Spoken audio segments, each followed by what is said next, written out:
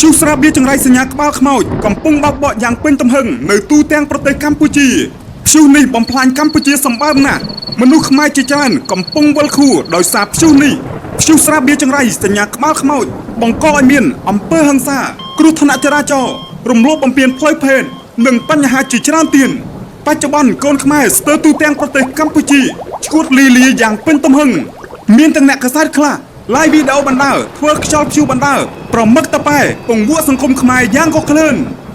បងប្អូននៅចាំដល់ណាទៀតឬចាំដល់ងាប់ដោយសារស្រាបៀរចង្រៃសញ្ញាក្បាលខ្មោចម្ដងទើបភ្ញាក់ខ្លួនឈប់ទៅល្មមឈប់ហើយប្រយ័ត្នសយសុនគ្រោះធ្ងន់ធ្លាក់ដល់គ្រួសារតាមរយៈសម្លេងនេះសូមមេត្តាបងប្អូនចូលរួមទាំងអស់គ្នាដោយគ្រាន់តែshareនិងសរសេរថាយើងត្រូវការច្បាស់លាស់ច្បាប់គ្រប់គ្រងគ្រឿងស្រវឹងនៅកម្ពុជា